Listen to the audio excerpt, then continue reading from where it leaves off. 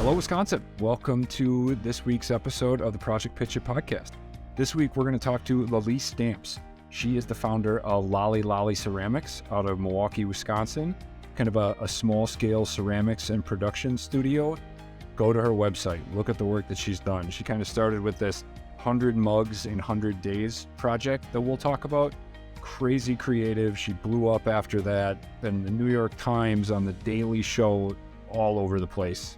And just, it's a really good story about pandemic and how that changed the way she thought about things and decided to do something for herself. So, inspiring, good story.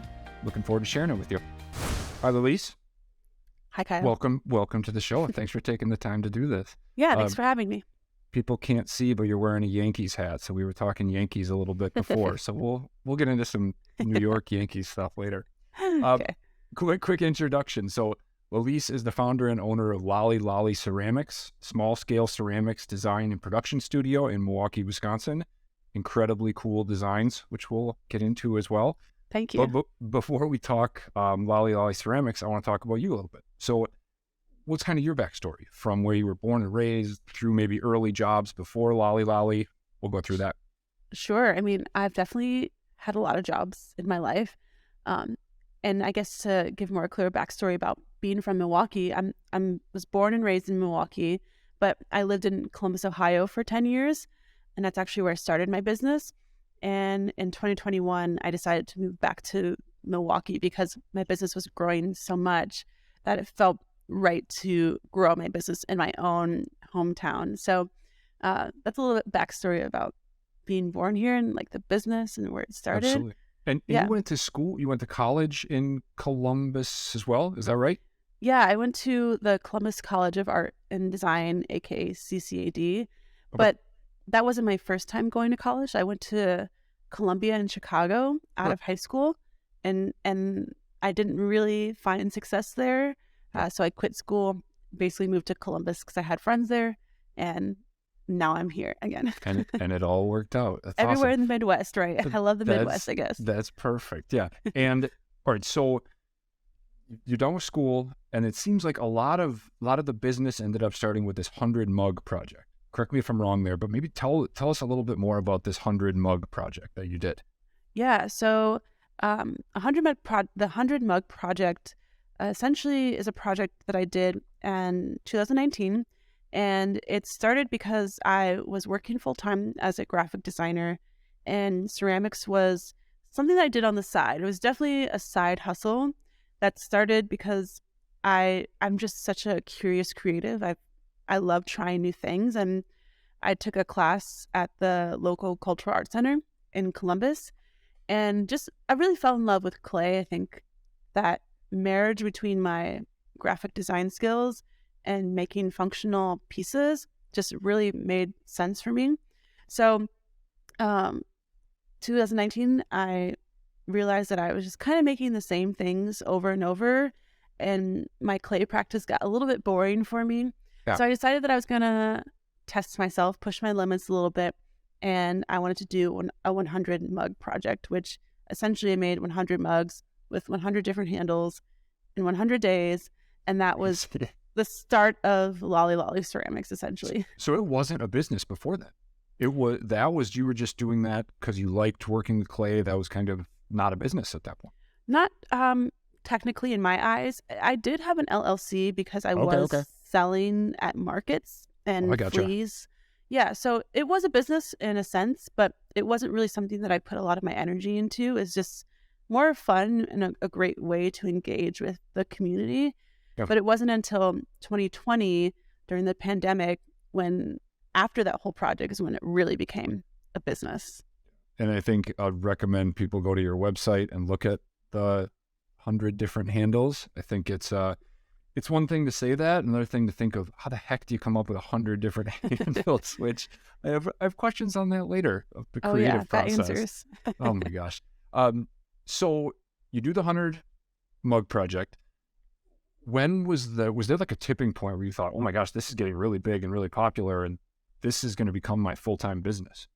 Yeah, so I did that 100 mug project at the tail end of 2019. So it was from September to December. I did a big show at the end of the project to show all the pieces in person, which was really fun. And then going into 2020, so I will say that that project definitely gained, a big following on Instagram. So I probably had maybe like 8,000 to 9,000 followers because of that. Well, I always say if you followed during that time, you're really lucky because seeing it live every day was just really cool and a great way to engage with people. yeah.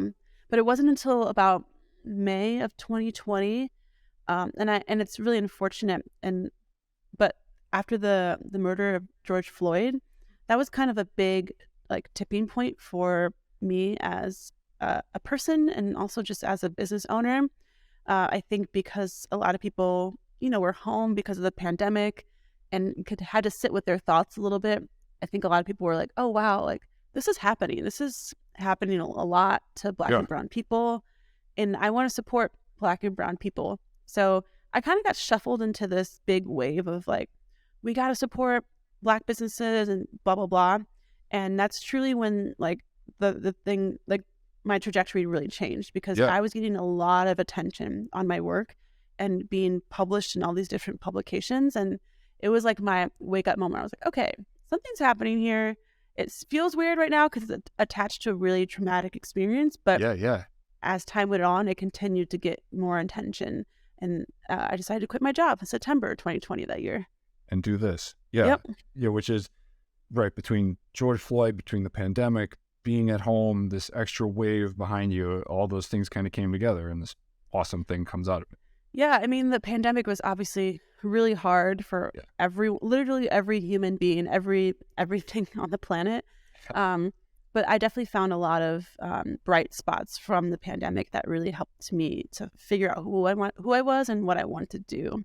That makes sense. Yeah, I think I started my business during the pandemic. It seems like there's so many stories like that of you're home with your thoughts and you're going a little crazy and all of a sudden trajectory changes, which is and you have pretty more cool. time. Like during the pandemic, I mean, it kind of was a shift where we couldn't be social in one way, but there was more opportunity to do more like self-discovery and try new things. And I think a lot of people during that time also just realized that their main job might not necessarily work for them. So it was a perfect opportunity, I think, for a lot of people to just kind of figure out new pathways. What truly makes me happy, I want to put more of my efforts that direction. Yeah, that makes sense. Absolutely. The name of the business, Lolly Lolly. Yeah. What's the story there?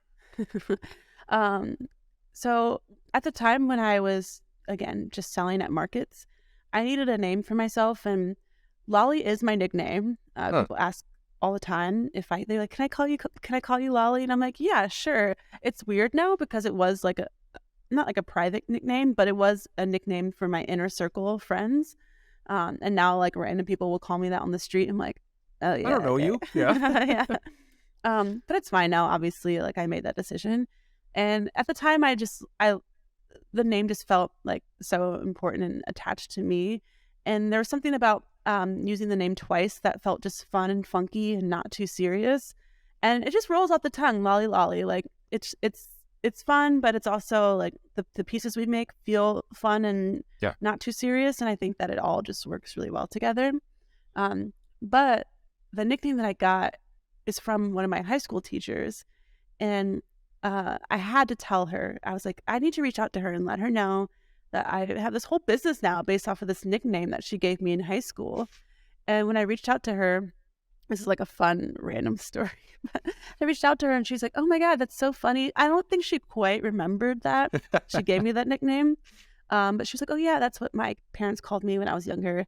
And then she was like, I also make clay and I have my own like little business called Lolly Clay. And I was like, what? What?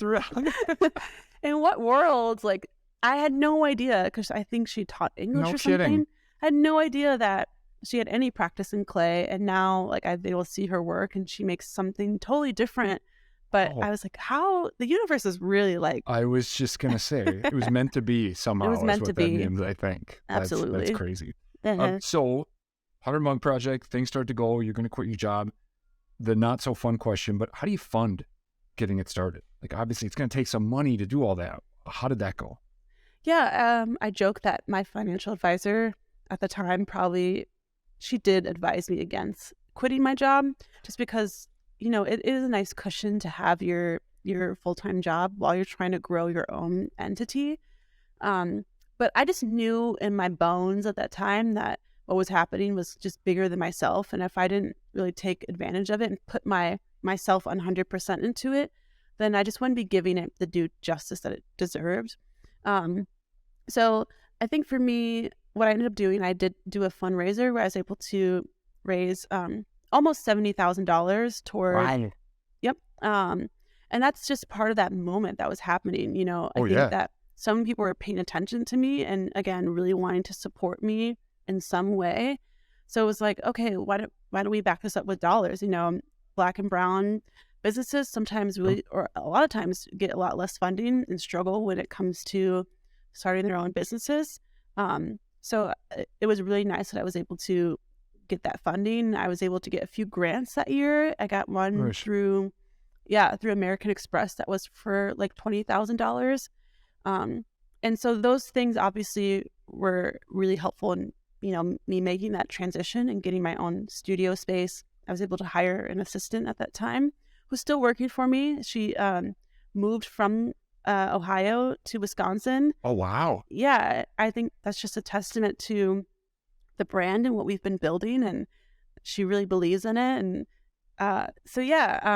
funding is also just kind of in general one of those hard points for me, because it is hard to grow a business. Like, money has to do with it a lot of the times, but I am really proud to say that we've been able to essentially bootstrap this thing, and I haven't taken on any investment, but I'm always seeking different types of grant opportunities.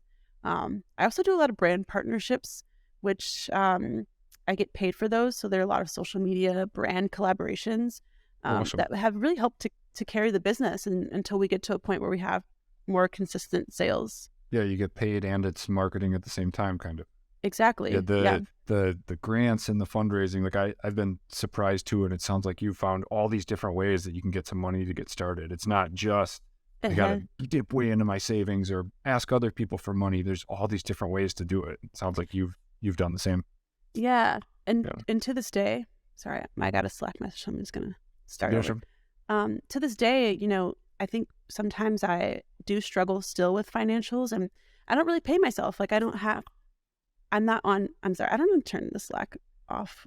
I need to learn how to use Slack. We should include that in here of you can give a Slack lesson. Oh yes. I love it. I'm gonna try to figure out this out just really quick. I'm so sorry. Yeah, no problem. No problem. Okay. I think I figured out pause notifications for 2 hours. Cool. Okay. There you go. There we go. But I forgot where. See, now I forgot my train of thought. Just the kind of funding, all the different ways to do it, and like you were saying, you haven't had to take on investors and things like that. So yeah, I mean, that makes sense. Yeah. So I was starting to say that even to this day, there's times where financial components of the business, I still struggle with that, and I'm always using different resources to kind of learn, just like with cash flow and how to have different accounts for different usages. I think my issues with financials just comes from growing up in like a household where I didn't really learn how to manage money, like the proper way. I used air quotes because I think there are good ways, good approaches, but there's not one right way. But yeah, I think in terms of funding, there's a lot of opportunities out there, especially in the state of Wisconsin. Absolutely. And I've tried to really tap into those as much as I can. It takes time, but it's really important. Well, worth it. Yeah, like I said, it's not the fun thing to think about, but you got to keep money to keep the stuff going. So yeah, I gotta pay my peoples. Exactly. You mentioned you started in Ohio, and then you decided to move back to Milwaukee. How come? I think you kind of touched on it. But was that to be around family, friends? What led to that? Yeah, so September 2020, I quit my job full time, and that was amidst the pandemic, pretty early on in the pandemic.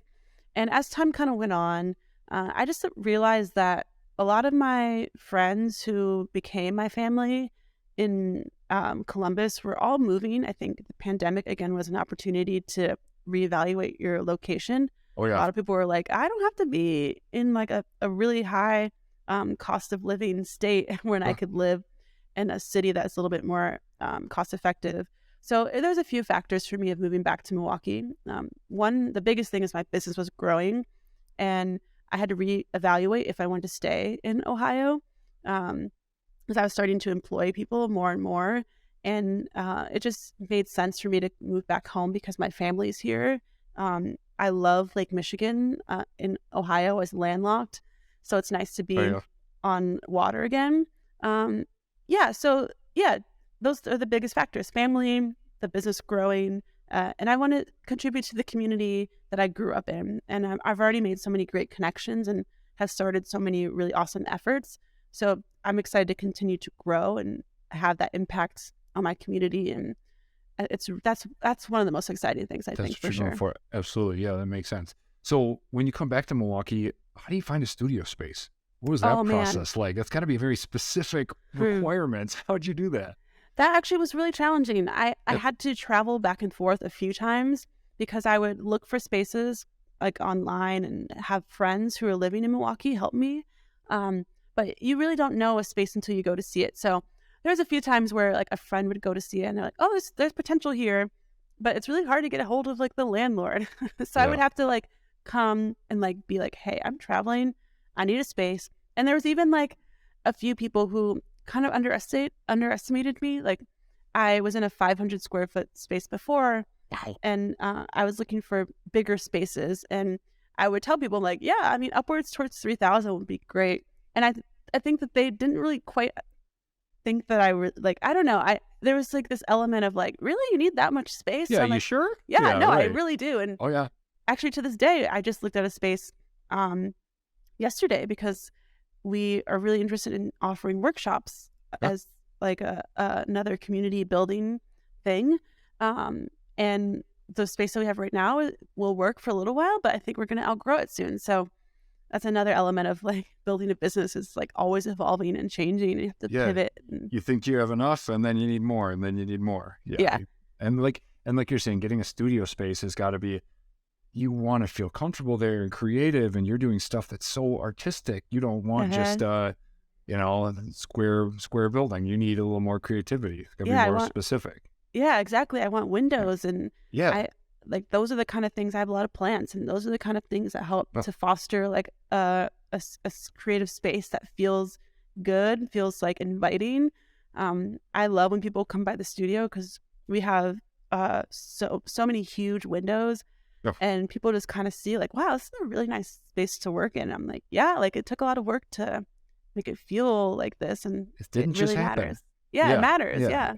And I mean, especially with, I want to talk about, you mentioned Instagram and social media a little bit, but you do have a huge following, 107,000 people when I looked, which is unbelievable. But that your studio space also is kind of marketing, I would think, because you post a lot of pictures there and it looks cool. So that feeds into it as well, I would think.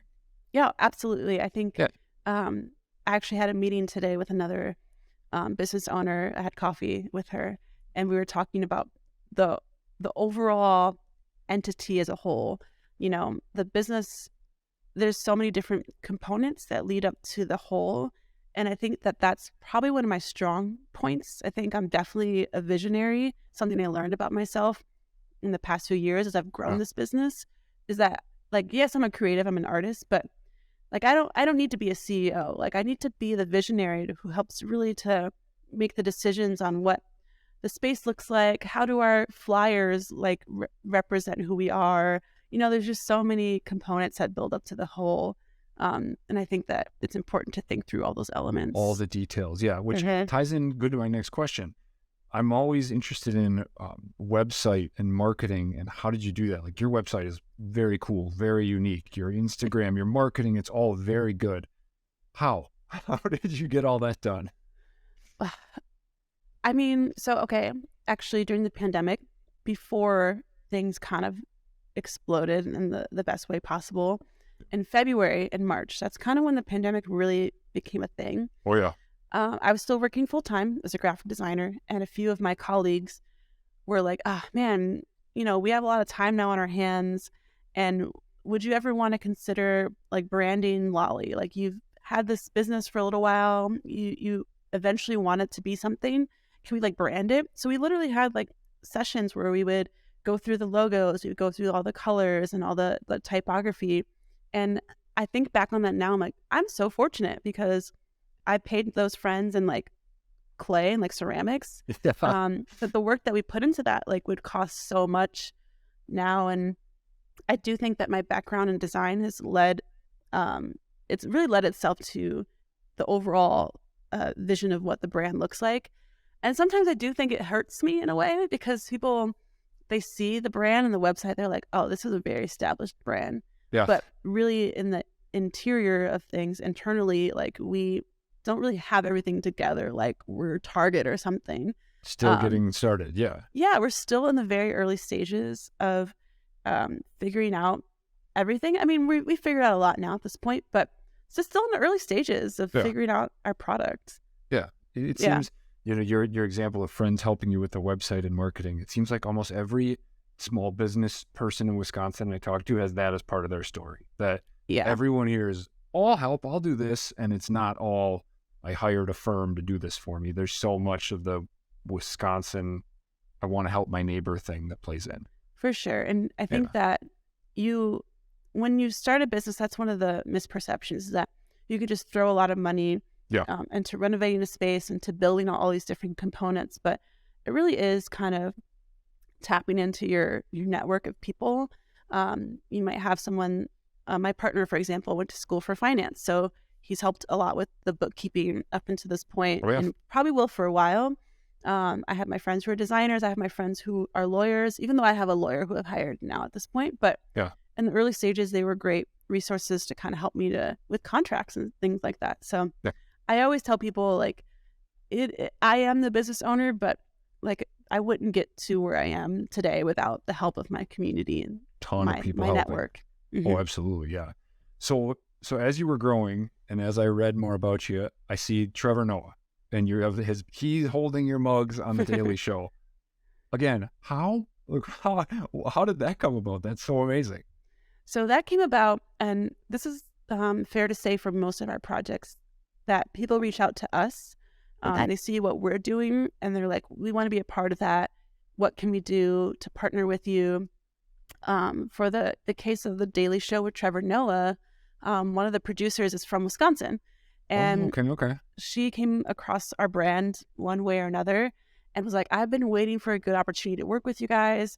And she's like, I have this idea where, we can have some of your mugs on the show with Trevor Noah and his guests.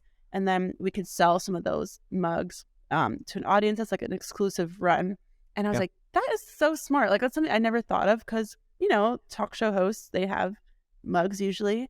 And it was so cool because like Dolly Parton, Serena Williams, like Quinta Brunson were all people who were guests on his show while they were like, they weren't sipping out of the mug because I think you can't really drink from it when the show's live. It's just sitting on the table with them. And I just thought that was such a cool opportunity. And I will never forget that project. It's one of my favorites to this day. Oh, absolutely. Yeah. Mm-hmm. I never came back to the 100 designs. Like, how did you possibly come up with 100 different handles for the mugs? How did that process work?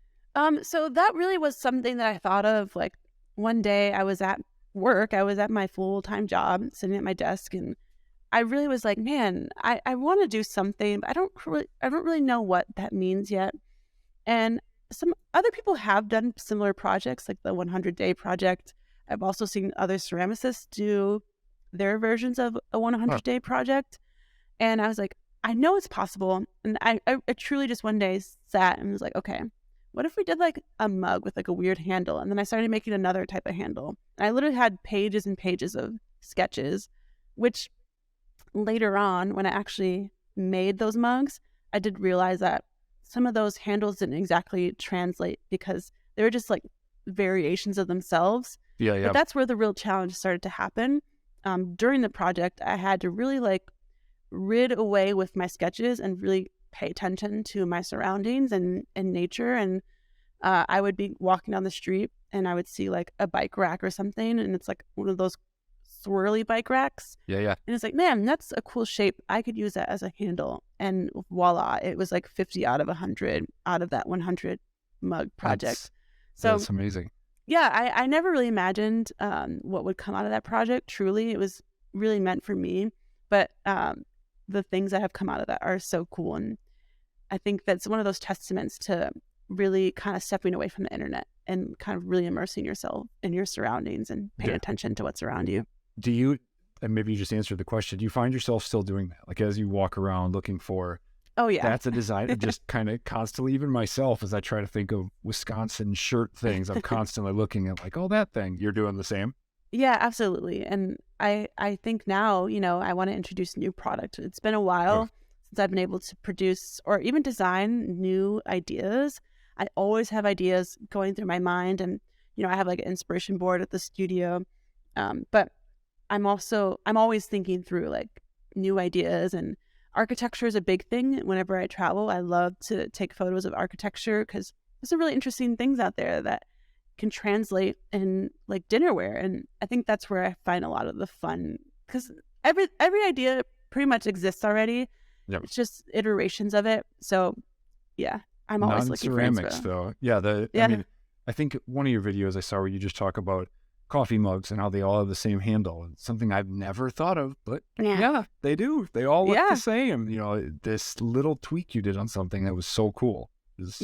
I'm really proud of it. I think it turned out really well, and it's definitely set the tone for future projects I'm excited to release. Mm-hmm. Yeah, that's good.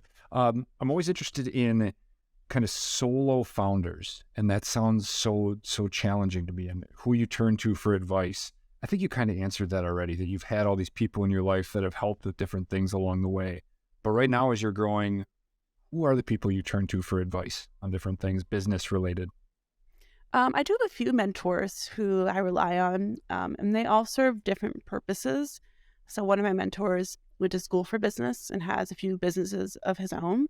So I'll lean on him sometimes just to kind of talk through even like this decision to move to a new space, like just thinking through the logistics of it, that renovations will need to be done. How do I approach that? I do lean on other business owners in general who, and I guess that's something to call out, is that I have no fear of reaching out to anyone at all. I think that's a really key component that I didn't really realize was key until I started talking to other people and just telling them that I do that. And they're like, oh, wow, how do you find the courage to do that? I'm like, are you kidding me? I don't have a choice. Like, there's things that I'm up against sometimes where, like, okay, actually, this is a great example, Kyle. Literally last night, I was doing this deep dive online because we've been getting like cracks in like some of our handles, and I just can't quite figure out like why it's happening. So I reached out to this guy online that I found through like a forum, and he's like Swedish, literally based in Sweden, but he's like a master of ceramics and has like a background in the science of ceramics. Yeah. I woke up this morning and he already responded to me, and I truly was like, this is like, I don't know the chances of him reaching out to me. And he was so friendly, and I was like, see, this is just a testament to really putting yourself out there. And that's kind of what being an entrepreneur is, like truly just putting yourself out there and trying different things and seeing what sticks. That is extremely well stated. I talked to, she might have been a guest mogul on your episode of Project Pitch It, Jamie Andrzejewski from Nourish. Maybe she not on your episode. I don't remember, but maybe. But she's one of the guest moguls, and she talked a lot about just showing up and putting yourself out there, exactly like you said, of just do it and see what happens. And that's sort of really hard for me. Sounds like it's been hard for you, but it always tends to work out. So it's very good advice. I think in terms of the moguls, I don't think Jamie was on ours. I thought you were talking about like a business owner. Oh yeah. But yeah, I think it's so important to put yourself out there. And literally worst case they say no. Yeah, worst case they say no, and you're right where you were. Or they don't respond. It's like that's the worst that could happen. And I think that's like probably one of the best pieces of advice that can be given to anyone at any stage of anything. Put yourself out there. Very true. I'm gonna read something you wrote in a question I sent you beforehand because it struck me, and I'll give you the reason why. I see your Instagram following, Trevor Noah, everything. It seems like you are just clicking on all cylinders. You got it perfectly going. And that one of the questions I had asked you, you said this: I lose steam all the time, but I try to maintain a healthy balance of work and play. I travel a lot, even though I run a business, make time for friends. I don't want to be a workaholic. That struck me as something, because again, I see you before we had met, and I thought, she's just got it all together, perfectly clicking every day. Not so much. I mean, like you said, I lose steam all the time. This is hard. Starting your own business is hard, even for someone who's doing really well like you. I don't know if I have a question as much as I admire you saying that. Yeah, I mean, to respond to that, like this past weekend, actually, I had all these plans to apply for grants because there's a lot of grants coming out right now, and they're great opportunities. I already have a good system for applying to grants, but this weekend, my body was like, girl, no. Like I just lounged around all weekend. I couldn't like physically do it because I had such a long week the week prior. And that's just a good example of like me really listening to my body and what it's telling me, or else like I'm just going to kind of run myself into the ground. And I just don't think that that's really smart to overwork yourself. But it is ironic too, because my parents and my partner's parents will always kind of comment, we'll go over their house to hang out with them on the weekend, but we'll go all weekend. But to us, it's like sometimes we need to fit in a little bit of work. And they're like, oh, you guys are always working. Or like, not really. Like, you don't really see, like, of course, we're putting in some work this weekend because there's a few things. Like, I got to run payroll. I got to do this. But it's really just like us kind of staying on top of things. And I travel all the time. I've already traveled 4 times this year. Nice. And I think it's just kind of that balance. Like, I travel and I still work a little bit, but I'd rather travel at all and work a little bit when I travel as opposed to not traveling at all. So I think those standards that we usually hear about working so hard, it's a really bad American dream, I think, sometimes. And I think that we have to define that for ourselves. And I hope it doesn't sound cliche to listeners, but I think it's really true. I think we really have to, in the pandemic, I really help people to realize that, like, you don't have to work 9 to 5 or 9 to 7, whatever, Monday through Friday. Like, maybe have a 3-day weekend, and that one extra day might be the difference for you to like have a better balance in your life. Yeah, do it the way that works for you. I mean, that's what kind of stuck out when I read that response from you. Yeah. All right, pivot to Project Pitch It. This is the Project Pitch It podcast. Got to ask you about that. Where'd that come from? Why did you decide to apply? Who told you about it? What's the background there? So I have a mentor through the SBDC, which is the Small Business Development Center. The Small Business Development Center is a national organization, but the branch that is associated to Wisconsin is through UWM. So essentially, I have a mentor through that who I meet with about once a month, and she's been working with me on my like business plan, for example, and just other little small business things that aren't super familiar to me. And she just randomly was like, hey, have you heard of this before? And I was like, actually, I have. I've seen a billboard for Project Pitch It, but I just didn't know what it was about. And she recommended that I apply. I thought I would be a good candidate. I did. And the rest is history, I suppose. And that was it. Boom. Anything you learned along the way through the process? I mean, people who haven't been on the show, you and I have been, there's a lot of steps. You know, you do one tryout, then another application, then in person, then this. What did you learn along the way? Yeah, and I was actually going to point that out, that one of the things I actually really appreciated about the process with Project Pitch It is that they really support you throughout the process. It's really scary to pitch your brand and to learn how to create a pitch. I think the hardest part for me too is, I have a pitch that I go to easily. I think when you own your own business, it's your baby. So you know how to pitch it and talk about it to people. But doing it in like a formal setting like that with cameras on you and in 2 minutes too. In 2 minutes. Like, yeah. Oh gosh. Yeah. And trying to remember every little thing that you want to say. That was the most challenging thing, I think, for me, because obviously I wanted to hit all those points and make sure they understood where I was coming from. But it's actually funny, when I got in there, a few people went before me. So I was able to, get some feedback from the other participants. And they basically were saying, not to put too much energy into your pitch, which is like, what? Come on. But because the judges will ask questions, they might interrupt you and ask you questions throughout. And I was like, actually, that makes me feel better because it makes it feel more conversational. So I agree. Yeah, I love the process of working with Project Pitch It, and I learned so much about just presentation, being on camera. I've been on camera a few times, but in that type of setting, it was really special.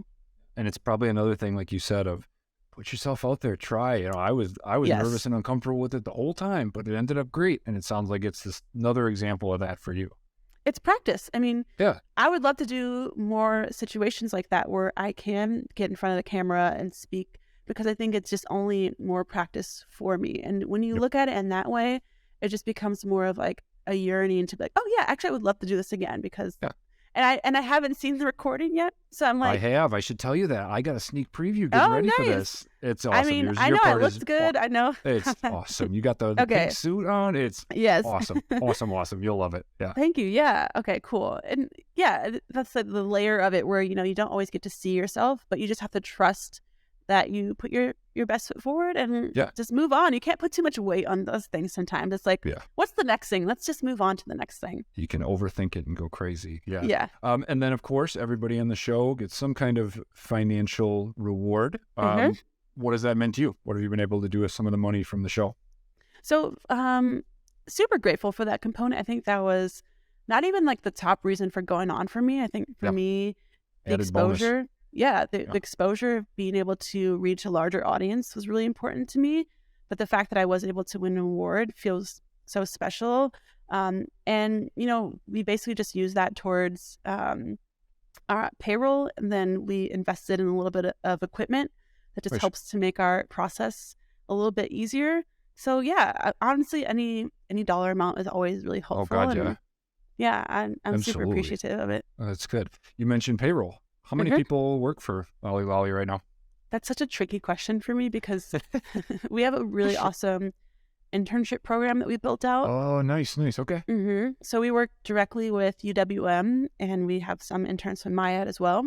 But we have some interns that are for production, so 3 right now, and then 1 for graphic design. And so we have those as employees, but they're employed through different ways, but usually it's a grant or a stipend. So they're employees, but not directly under Lolly Lolly Ceramics. And then we have a few contractors who work for us for dev work. So I guess to make a long story short, probably like 10 or 11. Give or take. So a lot. Okay. Yeah. 10 or 11. But again, full transparency, like one of those people included is my partner, who basically does my bookkeeping for free right now. Yeah, right. It's one of his ways to contribute to help build the brand. Makes sense. I have one person who's full-time on payroll, and that's not even including myself. So we pay our contractors. We pay. I've also had like people volunteer to help. Like I've had want to be part of it, I would think. Yeah. Yeah, I've had a operations consultant who's been working with me now for the past 4 months. And she's just been helping with the operations side of just really thinking through all those different components of like inventory and keeping track of all of our sales and things like that. So, 10 or 11 to answer your question. That's good. And you mentioned talking about students and interns and things like that. That's another thing I've found that's a huge avenue option for people. We've had, we were a marketing project for a school. We have a law student who does trademark work who's helping us with that. Oh, very cool. There's all these ways you get in touch with students, and then it's experience for them and bluntly free work for you or discounted work. So it's a great option for people too. Yeah. And I think for me, the way that because I wanted to make it count for all of our students. So at the end of their internship, and we really do have a thorough programming. We have like touch points throughout. They have a focus project that they work on. So essentially whatever they choose that they can't normally learn in school. And then at the end of the internship, I know actually I'm not going to tell you what I'm going to do for them, but I do something really sweet for them because I don't want them to. Don't want to spoil it. Yeah, that's good.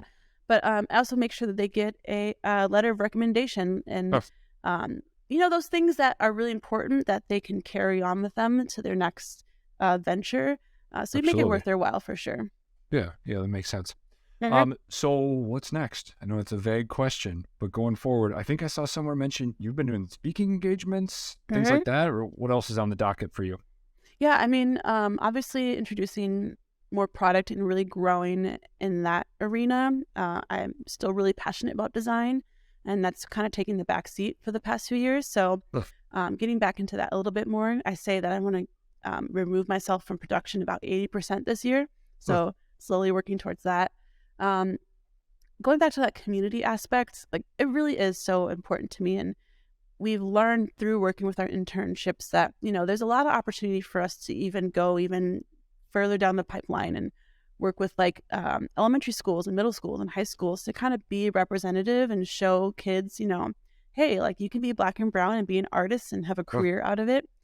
So more things like that in the community, growing into bigger spaces. I have a big collection coming out with a big furniture brand in 2024. Oh, wow. Nice. Yeah. So a lot of things. I really want to get into YouTube too and do more like educational, how to throw, how to slip cast, things like that. Again, it's just about education and sharing and not gatekeeping what we've learned so far. Mm-hmm. That's so cool. Let me see how I form this next thing into a question. It seems like, of course, Lolly Lolly Ceramics is growing, getting bigger, but you've kind of got your own brand going too. I mean, between being on the show, like there's a lot of Lalese Stamps as a brand too. Mm-hmm. Are those kind of one thing in your mind, or is there almost two separate things of Lolly Lolly Ceramic and your own badass founder, brand too? I've thought about this a lot. And we have been kind of exploring the different, because I do feel like I'm building a bit of an empire here. Yeah, which is awesome, but you got to plan for the empire too. Yeah, sure, right. Yeah. And I guess one of the other things I didn't mention is that I'm writing a book right now and about the 100 Mug Project. That's crazy. Yeah, so it's basically it'll be like a coffee table book, but it'll go more in depth about that 100 Mug Project and how it happened, and more visuals to kind of show all the sketches and all that kind of stuff. Yeah, I think that I am definitely the face of this brand, and I don't think that'll ever go away. I think it's important to think of that, to know that. And I think as we continue to grow, I'll always find ways to make sure that I am obviously the head of it, but not to steal the limelight. Like I think that there's opportunity for other people to be representatives, and I don't know. I'll have to follow up with you about that. It's a good problem to have, but not problem. But so many things to juggle at once. Mm-hmm. Yeah, and very cool. My biggest hope is I could just hire the right people on the team to help to manage all those different areas that are growing, because I can't do it alone. Right. Could be growing fast is kind of exciting and terrifying at the same time, right? Because this is great, but now what do I do with all this? Exactly. I gotcha. My final question I always ask: if you could go back a couple of years to right when you were starting this business, what do you know now that you wish you had known then about this whole startup process? I mean, there's so many things, but something I think that I can think of in particular, I think I would be a little bit more gentle on myself. I think that despite everything I said earlier on, I think that I was really hard on myself at first to really deliver and get certain things done in a certain amount of time. But I think the universe, again, going back to that, it really operates in the way that it wants to. I look back, I think I look at big corporations now and the way that they hire and the way that they fire so fast. And I look at myself and I'm like, man, I am really building something that's quality and sustainable. And I think that, the slow growth isn't bad. It's actually really beneficial to the way that we want to operate. So I think that's probably the biggest thing I would change, is just being a little bit more gentle on myself and not trying to meet certain expectations that I think are important. That are only you have those expectations, not the world does on you. Yeah, that makes sense. Exactly. My final question, based on something you said earlier, you said once in a while you like to lounge and take a break. What are you watching? What are you listening to? What's your TV show these days? It's funny. We got 2 TVs installed in the old TVs, by the way. These are hand-me-down TVs. These aren't like new TVs, just to clarify. But we got TVs installed in the studio, one in our main workroom and one in the office. And they help us to like share out things on our computers, so we're not all looking at, and I do like to watch TV sometimes, but the work that we do, we kind of just are doing casual work. It makes you more creative. Yeah. Yeah. But right now I'm rewatching True Blood, which Oh gosh, vampire stuff. There you go. yeah, I'm not like a big vampire gal though, but I do love like suspense and murder mystery, and it has a lot of that. Yeah. I also think the show is just really well done. Rewatching, I'm like, wow, this show's really good. And then I'm watching Bachelor. You am can really talk to my entertained by wife. She it. loves The Bachelor. So Yeah. entertained by it, and it's just something we put on the studio sometimes, just to I the will admit background. I've watched it too. I probably shouldn't I say know that you have, recorded, Kyle. but I've watched it. Yes, that's true. I know you have. Yes. All right. I just, I do a little bit of the design work on our golf polos, which I'm not at all equating to what you do, but even coming up with one design is so hard. And what you've done, I could not admire it anymore. That work, the creativity of people go on your website, like you make it look easy, and that is so freaking hard. And you've done an awesome job. So Oh, thank you. congratulations on that front. Thank Let you. me recap. Again, Lalese Stamps, LollyLollyCeramics.com. Go to the website, look at everything she's got. Awesome. And then tons of social media presence at Lolly Lolly Ceramics and Project Pitch It. You're on episode 3, which airs April 8th on Coming out Milwaukee. soon. That's right. And then May 7th, there's a rerun, and then all over the state after that. So Cool. Thanks for That's having me. thank you. This was such a treat. Thank you. We'll talk again soon. Yeah. Bye. All right. Thank you. And that's it. Thanks everybody for listening. Huge thanks to Lalese for joining us. Go to her website, look at the mugs. They are awesome. Really cool stuff. And lots more to come. More guests from the Project Pitch It show, more entrepreneurs, lots more Wisconsin startup stories to tell. Thank you for joining us.